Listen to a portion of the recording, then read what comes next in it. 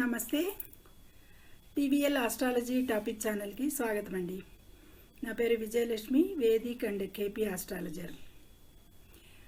ఈ వీడియోలో ధనయోగాన్ని జాతకంలో ఎలా విశ్లేషించాలి అనేది చూద్దాం. ధనయోగం ఎప్పుడు కలుగుతుంది, ఏ కారణాల వల్ల ధనయోగం మనకి ఏ సమయాల్లో ఎప్పుడు ఎలా వస్తుంది, మన బ్యాంక్ బ్యాలెన్స్ ఎలా పెరుగుతుంది అనే విషయాల్ని ఈ వీడియోలో చూద్దాం. అయితే ముందుగా సాధారణంగా కాలపురుష కుండలిలో మేషాన్ని లగ్నంగా తీసుకోవడం జరిగింది శాస్త్రంలో. అయితే ఈ లగ్నాన్ని నుంచి రెండవ స్థానాన్ని ధనస్థానంగా సూచించడం జరిగింది. అయితే వృషభ రాశి, ఈ కాలపురుష కుండలిలో ధనస్థానం వృషభ రాశి, ఇది గమనింపులో పెట్టుకోవాలి. అయితే ఈ ధనరాశి అలాగే మీ లగ్నాల నుంచి కూడా రెండవ స్థానం ధనస్థానం అవుతుంది. అంటే సపోజ్ ఇప్పుడు సింహలగ్నం తీసుకుందాం. సింహలగ్నానికి రెండవ స్థానం కన్యారాశి, కన్యారాశి ధనస్థానం అవుతుందన్నమాట. ఇక ఈ ధనస్థానం అలాగే ధనుసు రాశి తీసుకుంటే మకరం రెండో స్థానం, మేషరాశి తీసుకుంటే వృషభమే రెండో స్థానం అవుతుంది. కాలపురుష కుండలిలో కూడా రెండో స్థానం, మేషరాశికి రెండో స్థానం ధనుసు రాశి, అది వృషభ రాశి ధనస్థానం అవుతుంది. ఇలా ఎవరి లగ్నాలను బట్టి వాళ్ళకి రెండో స్థానాన్ని ధనస్థానంగా లెక్కించడం జరుగుతుంది. ఇది గమనిపులో, ఇది ఒక బేసిక్ రూల్గా గుర్తుపెట్టుకోవాలి. ధనస్థానం అంటేనే కుండలిలో మన లగ్న జాతకంలో లగ్నాన్ని అనుసరించి రెండవ స్థానం ధనస్థానం. ఇక కాలపురుష కుండలిలో రెండవ స్థానం వృషభం, అది ఎప్పటికీ గుర్తుపెట్టుకోవాలి, అదొక పాయింట్. అయితే ఈ రెండో స్థానంలో ఏదన్నా గ్రహం ఉండాలి. గ్రహం ఉన్నప్పుడు మాత్రమే మనకి ఆదాయం అనేది జనరేట్ జరుగుతుంది. ఆ గ్రహం కారకత్వాల నుంచి మనకి సంపాదన అనేది రావటం జరుగుతుంది. సపోజు ఏ గ్రహం లేదు, జన్మజాతక చక్రంలో రెండో స్థానంలో ఏ గ్రహం లేదు, అట్లాగే కాలపురుష కుండలిలో కూడా ఏ గ్రహం లేదు అక్కడ అన్నప్పుడు ఈ రెండో భావాన్ని చూసేది ఏదైనా గ్రహం ఉందేమో చూడాలి. అంటే రెండో భావానికి ఎదురుగుండా ఉండేది ఎనిమిదో స్థానం. ఎనిమిదో స్థానంలో గ్రహం ఏదన్నా ఉంటే దాని చేత రెండో భావం చూడబడుతుంటే కనుక ఆ గ్రహం యొక్క కారకత్వాల ద్వారా, ఆ విషయాల ద్వారా వృత్తి ఉద్యోగాలు అవనివ్వండి, ఇంకో చేతి పనులు అవనివ్వండి, దినవారీ కార్యక్రమాలు అవనివ్వండి, వ్యవసాయదారులు అవనివ్వండి, ఏదైతే అది ఆ భావం ఏ కారకత్వానికి, ఆ గ్రహ భావం ఏ కారకత్వానికి చెందుతుందో, ఆ గ్రహం ఏ కారకత్వాలను చెందుతుందో దానికి సంబంధించిన ఆదాయం మనకి జనరేట్ అవుతుంది అనేది తెలుసుకుందాం. ఇక సమసప్త భావంలో చూస్తుంది కాబట్టి దాన్ని తీసుకోవటం జరుగుతుంది. ఏ గ్రహానికైనా కానీ ఏడవ దృష్టి అనేది అన్ని గ్రహాలకి ఉన్నట్టు ఇక్కడ కూడా అన్ని గ్రహాలకి ఉన్నట్టే ఉంటుంది. అయితే ఎనిమిదో స్థానంలో కూడా ఏ గ్రహం లేదు. అప్పుడు అంటే మాకు ధనయోగం లేదా, ధనం వచ్చేది రాదా అనే డౌట్ వస్తుంది. అలా కాదు, ఏ గ్రహం లేకుండా ఉంటే ఆ గ్రహం ఆ భావాధిపతి ఎక్కడ కూర్చున్నాడో అది ఎన్నో భావం అయింది, ఆ భావకారకత్వాల ద్వారా కూడా మనకి ఇన్కమ్ జనరేట్ అయ్యేది ఉంటుంది. అయితే ఒకటిలో గ్రహం అన్నా ఉండాలి, లేదా కాలపురుష కుండలిలో గ్రహం అన్నా ఉండాలి, లేదా మన రెండో స్థానాన్ని ఏ గ్రహం అన్నా చూస్తూ ఉన్నా ఉండాలి, లేదా మన రెండో స్థానంలో ఉన్న గ్రహం ఆపోజిట్ స్థానాన్ని అంటే ఎనిమిదో స్థానాన్ని చూసినప్పుడు ఆ భావకారకత్వాల ద్వారా కూడా మనకి ఇన్కమ్ జనరేట్ అయ్యేది ఉంటుంది అనేది చెప్పచ్చు. ఇక దృష్టిలు, ప్రత్యేక దృష్టిలు అనేవి ఉంటాయి గ్రహానికి. అంటే రెండవ స్థానంలో ఉన్న గ్రహానికి ప్రత్యేక దృష్టిలు కొన్ని గ్రహాలకి ఇవ్వటం జరిగింది. గురువు ఉన్నాడు, 5, 9 ప్రత్యేక దృష్టిలు గురువుకి. కుజుడికి 4, 8వ స్థానాలు ప్రత్యేక దృష్టిలు ఉంటాయి. అలాగే శనికి 3వ దృష్టి, 10వ దృష్టి కూడా ఉంటుంది. అలాగే సింహలగ్నానికి తీసుకుంటే శని రెండవ స్థానం కన్యారాశి, బుధుడు 11వ స్థానంలో స్థితి పొంది ఉన్నాడు. అక్కడ గురువు 5వ స్థానంలో ఉన్నాడు. 5 నుంచి 11వ స్థానాన్ని ధనాధిపతిని గురువు చూస్తున్నాడు. ఇక్కడ ఇంకొక విషయం ఏంటంటే, ధనస్థానాన్ని కాలపురుష కుండలిలో 2వ స్థానం వృషభాన్ని ఎలా ఇవ్వటం జరిగిందో అలాగే ధనానికి కారకుణ్ణి కూడా గురువుని చేశారు మన శాస్త్రంలో. గురువు అనేవాడు ధనకారకుడు. తన దృష్టితో ఎక్కడి నుంచి చూసినా కానీ 2వ స్థానాన్ని కానీ 2వ స్థానంలో ఉన్న గ్రహాన్ని కానీ చూస్తే ధనం అలా ఆకారకత్వం ద్వారా కూడా జనరేట్ అవుతుంది అనేది, లోటు లేకుండా జనరేట్ అవుతుంది అనేది చెప్పచ్చు. ఇక శనికి 3 దృష్టిలు ఉంటాయి, అలాగే కుజుడికి 3 దృష్టిలు ఉంటాయి, 2 దృష్టిలు ఉంటాయి, గురువుకి 2 దృష్టిలు. ఈ గ్రహాలు ఏ స్థితిలో ఎక్కడ కూర్చున్నా కానీ వాటి దృష్టిలు గనక 2వ భావం మీద పడితే కంపల్సరీగా ఆ భావాలు యాక్టివేట్ అయ్యి ఆ భావకారకత్వాల ద్వారా మనకి ఇన్కమ్ అనేది రావటం జరుగుతుంది. అది అలా జరుగుతుంది. అయితే సపోజు ఇక్కడ రాహుకేతువులు కూడా దృష్టిలు ఉంటాయి. కొన్ని ప్రాంతాల్లో, కొన్ని నార్త్ సైడ్ కానీ కొన్ని ఈ పద్ధతుల ద్వారా ఉపయోగించేవాళ్ళు రాహుకేతువుల్ని తీసుకోపోవచ్చు. కొంతమంది తీసుకుంటాం అనేది జరగదు అనేది మనం నేర్చుకుంటూ ఉంటాము. అయితే రాహుకేతువులు కూడా దృష్టిలు ఉంటాయి, 5, 9. వాటి దృష్టిలు సపోజ్ మకరంలో రాహు ఉన్నాడు అనుకోండి, మేష లగ్నానికి ఎన్నోది స్థానం అవుతుంది, 5వ స్థానం 2వ స్థానం మీద దృష్టి పడుతుంది. అప్పుడు కోణస్థాన ఏర్పడుతుంది, కోణస్థాన స్థితి ఏర్పడుతుంది రాహుకి.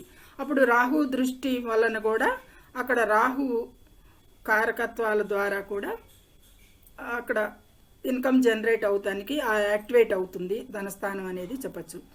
ఇదే కాదు, ఇక్కడ లగ్నంలోను రాశిలోను 2వ భావంలోనూ ఏ గ్రహం లేదు, ఆపోజిట్ హౌస్లో 8th హౌస్లో కూడా ఏ గ్రహం లేదు అన్నప్పుడు ఏం చేయాలంటే,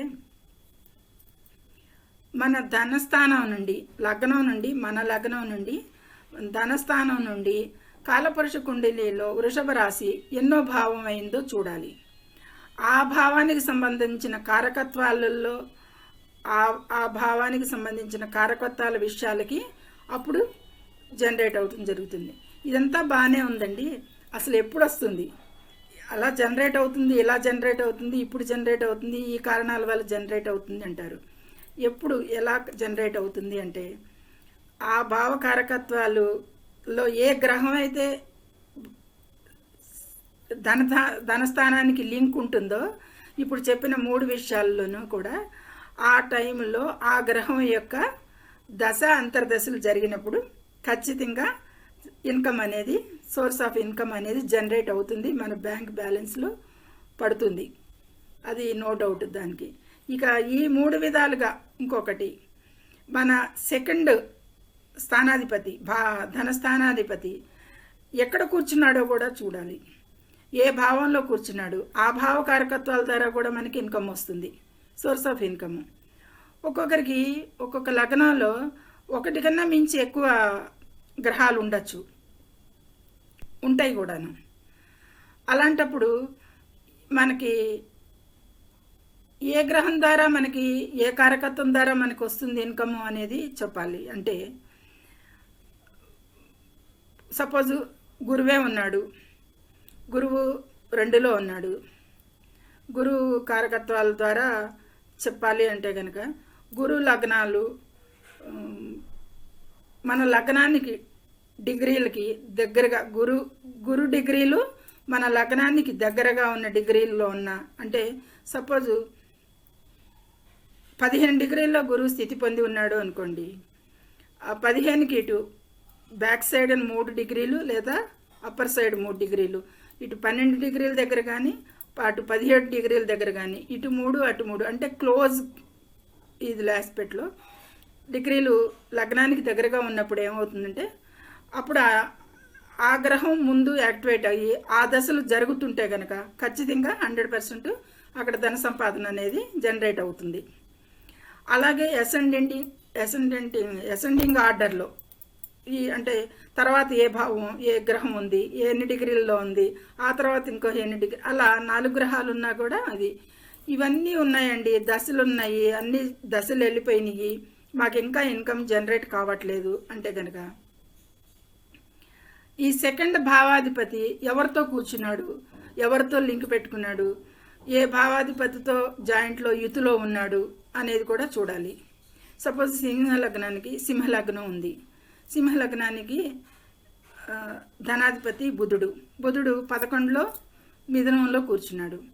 సింహ లగ్నాధిపతి రవి కూడా లగ్నంలో ఉన్నాడు. ధనకారకుడు కాలపురుష కుండలిలో ధనకారకుడు గురువు ధనుసు రాశిలో ఉండటం జరిగింది. అక్కడ 7th ఆస్పెక్ట్లో ధనకారకుడిని చూస్తున్నాడు, లగ్నాధిపతిని కూడా చూస్తున్నాడు. అప్పుడు ఖచ్చితంగా ఈ మూడిట్లోనూ సంబంధించిన కారకత్వాలు ఆ భావానికి 11వ భావానికి సంబంధించిన కారకత్వాలు కానీ, లేదా అక్కడ రవి కారకత్వాలు, అంటే రవి కారకత్వాలు ఏమేంటి, సపోజ్ ఏ దాని ద్వారా మనకి ఈ మూడిట్లో ఏ దాని ద్వారా మనకి జనరేట్ అవుతుందని లెక్కేసుకోవచ్చు అంటే రవి ముందు మనకి కారకత్వాలు తెలిసి ఉండాలి, భావకారకత్వాలు గ్రహ కారకత్వాలు కూడా క్షుణ్ణంగా తెలిసి ఉండాలి. రవి సపోజ్ రవి ఉన్నాడు, ఎగ్జాంపుల్ చెప్పాము. రవి దేనికి, తండ్రికి ఇండికేట్ చేస్తాడు, గవర్నమెంట్ జాబ్కి ఇండికేట్ చేస్తున్నాడు. ఇక అందులో డాక్టర్స్ కూడా ఉంటారు. ఇలా రాజకీయ నాయకులకి సంబంధించింది కానీ ఇట్లా చాలా ఉన్నాయి. ముందు మనం మెయిన్ బేసిక్స్ తీసుకోవాలి, మెయిన్ బేసిక్స్ తీసుకుని వాటిని నిర్ణయించడం చేయాలి. అలాగే లగ్నంలో రాశిలోనే ధనస్థానంలోనే రవి ఉన్నాడు అనుకోండి, రవి ఏ భావాధిపతి, ఆ భావానికి సంబంధించిన కారకత్వాల ద్వారా రవి జనరేట్ చేస్తాడు అక్కడ ధనం. ఆ రవి దశ వచ్చినప్పుడు, ఒక దశ మాకు రాలేదు, లేదు అయిపోయింది అన్నప్పుడు ఆ భావాధిపతి ఎక్కడ కూర్చున్నాడు, ఆ భావానికి సంబంధించిన రవి ఇప్పుడు సింహరాశి అధిపతి, సింహరాశి అధిపతి కాబట్టి సింహరాశి భావాలలో ఆ భావానికి సంబంధించి కానీ ఆ అధిపతి ఇక్కడ 2లో కూర్చున్నప్పుడు ఆ 5వ స్థానం సంబంధించింది కానీ, ఇక్కడ రవికి సంబంధించింది కానీ, సింహ లగ్నానికి భావం సంబంధించింది కానీ ఆ గ్రహాలు యాక్టివేట్ అయినప్పుడు ఖచ్చితంగా 100% ధన సంపాదన అనేది జనరేట్ అవుతుంది, సోర్స్ ఆఫ్ ఇన్కమ్ స్టార్ట్ అవుతుంది. దాని ద్వారా మన బ్యాంక్ బ్యాలెన్స్లు పెరుగుతూ వృద్ధి చెందుతూ ఉంటాయి. అసలు ఏ మనిషికైనా ధనాదాయం లేకుండా అనేది 10 పైసలు అవనండి, 10 కోట్లు అవనివ్వండి, సంపాదన అనేది ఏదో ఒక వయసులో ఏదో ఒక రకంగా, అసలు ఏ జాబు లేదండి మాకు ధన సంపాదనే లేదు అంటే ఇప్పుడు చెప్పుకున్నాం కదా, రవి ఉన్నాడు అనుకోండి, తండ్రి ద్వారా రావచ్చు సంపాదన. అలాగే వృశ్చిక రాశి ఉంది, వృశ్చిక రాశి ధనకారకుడు గురువు, 5వ స్థానాధిపతి గురువు. సపోజ్ ఆయన వెళ్ళి 8వ స్థానాధిపతి 8లో స్థానంలో కూర్చున్నాడు అనుకోండి, అప్పుడు 8లో గురువు తన స్థానాన్ని తనే 2వ స్థానాన్ని చూస్తాడు. మిథునంలో ఉన్న గురువు వృశ్చిక రాశి వాళ్ళకి 2ని చూడటం జరుగుతుంది. అప్పుడు 2లో ఏ గ్రహం లేదు, అప్పుడే ఏ కారకత్వం తీసుకోవాలి, 8వ భావానికి సంబంధించిన కారకత్వాలకు సంబంధించి మనకి ధనం ఇవ్వటం జరుగుతుంది. జనరల్గా 8కి గురువు అంత మంచి ఫలితాలు కాదు కదండి అనే డౌట్ రావచ్చు మీకు.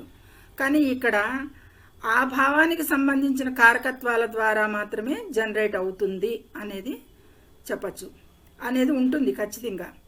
అంటే 8వ భావం అంటే ఆస్ట్రాలజీ వస్తుంది, క్షుద్రశక్తులు వస్తుంది, ఆ తర్వాత రీసెర్చ్ ఉంటుంది, ఇంజనీరింగ్ ఉంటుంది, మళ్ళీ ఇన్సూరెన్స్ ఉంటుంది, వారసత్వపు ఆస్తి ఉంటుంది, అత్తమామల నుంచి సంక్రమించే ఆస్తి ఉంటుంది, లాభాలు ఉంటుంది. ఇలా వాటికి సంబంధించిన ద్వారా ఆకస్మికంగా కూడా రావచ్చు. 8వ స్థానం ఆకస్మిక స్థానం కాబట్టి ఈ ధనస్థానం అనేది మన మీద ఆ భావాల కారణంగా కూడా అక్కడి నుంచి గురువు వృశ్చిక రాశి వాళ్ళకి ధన సంపాదన అనేది ఇవ్వటం జరుగుతుంది. అది 8వ స్థానం కదా, గురువు అక్కడ చెడు ఫలితాలు ఇస్తాడు అనేది కాదు. ధనస్థానం మీద దృష్టి ఉన్నప్పుడు ఖచ్చితంగా ధనకారకుడు ఇచ్చి తీరుతాడు 100%. ఆ గ్రహం దశ రావాలి లేదా అంతర్దశలు రావాలి. ఇది క్షుణ్ణంగా మామూలుగా చూడాల్సింది ఈ 3 బేసిక్స్ అన్నమాట. అయితే 4 గ్రహాలు ఉన్నప్పుడు ఏం చేయాలి, 2 గ్రహాలు ఉన్నప్పుడు ఏం చేయాలి అనేది చెప్పుకున్నాము. ఫస్ట్ బేసిక్గా కాలపురుష కుండలిలో 2వ స్థానం వృషభ స్థానాన్ని చూడాలి, దాన్ని దృష్టిలో తీసుకోవాలి. మన లగ్నాన్ని అనుసరించి 2వ స్థానం తీసుకోవాలి. ఆ 2వ స్థానంలో ఏదన్నా గ్రహం ఉండాలి. లేదు ఆ గ్రహం అంటే దాన్ని ఏ గ్రహం అయినా సరే 8వ హౌస్ నుంచి చూస్తున్నాయా అని. ఆ రెండిట్లో కూడా ఏ గ్రహాలు లేవు అన్నప్పుడు అయితే 2వ భావం ఏ స్థానాన్ని చూస్తుందో ఆ స్థానాధిపతి ఎక్కడున్నాడో ఆ భావానికి సంబంధించిన సమయంలో కూడా ఆ సందర్భంగా ఆ గ్రహం యొక్క దశ వచ్చినప్పుడు, అంతర్దశ వచ్చినప్పుడు ఖచ్చితంగా ఇచ్చి తీరుతాడు. అది ఇలా ఈ 3 ఆస్పెక్టుల్ని మంచిగా దృష్టిలో పెట్టుకుని మనం అనలైజ్ చేయాల్సి ఉంటుంది. అయినా కానీ మాకు జనరేట్ కావట్లేదండి, మాకు మనీ లేదండి, మాకు సోర్స్ లేదండి అని అంటే ఏదో ఒక విధంగా ఇంకా నిశ్చితంగా పరీక్షించాల్సిన అవసరం ఉంటుంది జాతకాన్ని. ఈ బేసిక్స్ మాత్రం చెప్పడం జరిగింది. అయితే ఇంకా డీప్గా చూడాల్సిన అవసరం ఉంటుంది. ఏదో ఒక చోట నుంచి ఎక్కడో అక్కడ 2కి లింక్ ఎక్కడి నుంచి వచ్చింది, నక్షత్రాల ద్వారా వచ్చిందా, ఏ ద్వారా వచ్చింది అనే దాన్ని కూడా పరిశీలించి చెప్పాల్సి ఉంటుంది. మనిషి అనేవాడికి ధనం అనేది 10 రూపాయలు కూడా లేకుండా ఏ మనిషి ఉండడు. ఈవెన్ పిచ్చగాడికైనా మనం వేసే దానం అనేది ఆడికి ఆదాయమే. అవునా? అదే అసలు సోర్స్ అనేది క్లూ అనేది ఇస్తుంది మనకి ఈ గ్రహాల కారకత్వాల ద్వారా. ఏ సోర్స్ ద్వారా వస్తుంది, ఎవరికి వస్తుంది. ఇప్పుడు సూర్యుడు ఉంటే గవర్నమెంట్ జాబు. అదే చంద్రుడు 2లో ఉన్నాడు. చంద్రుడు 2లో ఉన్నప్పుడు చంద్రుడు ఏ భావాధిపతి అయ్యాడు, మనకి ఎన్నో భావాధిపతి అయ్యాడు. ఆ భావ కారకత్వాల ద్వారా మనకి సోర్సెస్ ఆఫ్ ఇన్కమ్ జనరేట్ అవుతుంది ఆ దశ వచ్చినప్పుడు అనేది స్పష్టం. 100% తప్పకుండా వచ్చి తీరుతుంది. ఇదైతే మనం మీ జన్మ జాతకం తీసుకోండి, ఈ ఎగ్జాంపుల్స్ చూడండి, మీకు అర్థమైందనే అనుకుంటున్నాను ఇప్పటి వరకు చెప్పిన ఎక్స్ప్లెనేషన్. అయితే మీ జన్మ జాతకం తీసుకుని ఈ విధంగా అనలైజ్ చేసి చూడండి. మీకు ఎప్పుడెప్పుడు దశలు జరిగినప్పుడు ఏ గ్రహాలు భావాలకి మీకు జనరేట్ అయ్యి ఉంటుంది ఇన్కమ్, ఏ ద్వారా ఏ సోర్స్ ద్వారా వచ్చింది, ఎల్ఐసి ద్వారా వచ్చిందా, జీతపత్యాల ద్వారా వచ్చిందా, మనకి ఆస్తి సంక్రమణ వచ్చిందా, లేదా తండ్రి ద్వారా ఆస్తి వచ్చిందా, ఇట్లాగే గిఫ్ట్ ద్వారా వచ్చిందా అనేది. ఇక ఇవన్నీ బాగానే ఉన్నాయండి. మరి మాకు ఆదాయం ఉన్నా నిలబట్టలేదు, చాలా ఇదైపోతుంది, మాకు ఉండట్లేదు అంటే అది మామూలే. అన్ని గ్రహాలకి చూసినట్టు, అన్ని విషయాలకి చూసినట్టే ఇక్కడ కూడా పాపగ్రహాలు శుభగ్రహాలు అనేది ఉంటుంది. పాపగ్రహాలు 2వ స్థానానికి లింక్ అయినప్పుడు, ఏర్పడినప్పుడు, సంబంధం ఏర్పడినప్పుడు ఖచ్చితంగా వీళ్ళు ఎక్కువ కష్టపడితే కానీ ఆ సంపాదన అనేది రావటం జరగదు. ఇక అదే శుభగ్రహాలు ఉన్నాయని, శుభగ్రహాల వీక్షణ ఉంది, శుభగ్రహాలే స్థితిలో ఉన్నారు, శుభగ్రహాల భావాలే గ్రహాలే మనం యుతిలో ఉన్నారు అన్నప్పుడు స్మూత్గా ఈజీగా అభివృద్ధి అనేది, ధనాభివృద్ధి అనేది జరుగుతుంది. ఇక్కడ ఇంకొక విషయం చెప్పడం జరగాలి. ఏంటంటే ధనాధికారుడు గురువు తన 5వ దృష్టితో కానీ 9వ దృష్టితో కానీ ఏ స్థానం నుంచి అయినా సరే 2వ స్థానాన్ని చూడటం అనేది జరిగితే కనుక వారికి జీవితాంతం వాళ్ళకి ధనానికి లోటు లేకుండా, అంటే స్థిర ఆదాయం పొందుతూ దినదినాభివృద్ధి చెందుతూ ఉంటారు. అది జీవితం వరకు కూడా వారికి లోటు ఉండదు అనేది చెప్పవచ్చు. ధనకారకుడే ఆ స్థానాన్ని చూడటం జరిగినప్పుడు ఏ దృష్టిల ద్వారా అవనివ్వండి, ధనస్థాన కారకుడే లోపల. కొంతమంది ధనకారకుడే 2లో ఉంటే కారకోభావ నాశాయ అని చెప్తారు. అది ఎంతవరకు నిజమో అనేది మనం ఇంకా చాట్లు విశ్లేషించేసి ఇతర గ్రహాలు, స్థానాలు, ఆ భావాలు, వాటిని చూసే విధానాన్ని బట్టి, వాటి దృష్టిని బట్టి కూడా మనం అన్నీ చూడాల్సి వస్తుంది. కారకభావ నాశాయ అనేది ఇక్కడ అంతగా వర్తించకపోదు. ఆ సమయం, ఆ దశ వచ్చినప్పుడు ఖచ్చితంగా అయితే యాక్టివేట్ అవుతుంది, జనరేట్ అవుతుంది, తప్పక తీరు. ఇక అవ్వలేదు అట్లా కూడా అని మనకి జాతకంలో కనిపించింది అంటే దాన్ని ఏ పాపగ్రహాలు చూడటమో, ఏ పాపగ్రహాల దృష్టి వీక్షణ ఉండటమో, అది ఆ స్థానాధిపతి ఏ స్థానాధిపతి అయ్యాడో ఆ గురువు అనే దాన్ని బట్టి కూడా ఉంటుంది. అది కూడా చూడాల్సి ఉంటుంది. ఇన్ని విధాలుగా ఫస్ట్ కాలపురుష కుండలిలో 2వ స్థానం, మన లగ్నాన్ని నుంచి 2వ స్థానం, ఆ 2వ స్థానంలో ఉన్న గ్రహం ఏ భావానికి సంబంధించింది ఆ గ్రహ కారకత్వాల నుంచి కానీ, రెండో స్థానంలో ఏ గ్రహం లేకున్నా 8వ స్థానం మన భావాన్ని చూసే స్థానం నుండి ఏ గ్రహం చూసినా అక్కడ కూడా 2 స్థానాల్లోనూ గ్రహాలు లేవు అన్నప్పుడు ఈ రెండో స్థానాధిపతి వెళ్ళి ఎక్కడ కూర్చున్నాడు, ఏ భావం అయింది, ఆ భావకారకత్వాల ద్వారా జనరేట్ అవడం జరుగుతుంది ఆ దశలు అంతర్దశలు వచ్చినప్పుడు. ఆ తర్వాత ఇవన్నీ కూడా ఏమీ లేవండి, సింపుల్గా ఉంది చార్టు అని అన్నప్పుడు మన ధన లగ్నాన్ని నుంచి కాలపురుష కుండలిలో ఎన్నో స్థానం అయిందో చూడండి. అది ఆ భావాన్ని కారకత్వాల ద్వారా ఖచ్చితంగా ఇన్కమ్ జనరేట్ అవుతుంది ఆ దశ వచ్చినప్పుడు. అందులో గ్రహం చూసినా పర్వాలేదు. అలాగే రెండో స్థానాధిపతి వెళ్ళి ఏ స్థానాధిపతితో కూర్చున్నాడు, ఏ స్థానంలో కూర్చున్నాడు, ఆ భావాలు కూడా తీసుకోవడం జరుగుతుంది.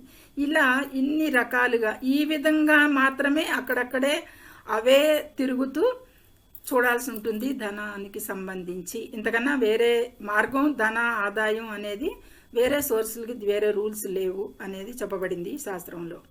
ఇది ఈ విధంగా మీరు చూడండి. మీకు అర్థమైందని అనుకుంటున్నాను. కొంచెం మీకు ఏ విధంగా అర్థమైంది, అర్థం అవ్వలేదు, ఏమైనా డౌట్స్ ఉంటే కామెంట్ చేయగలరు తప్పకుండా. ధన్యవాదములు.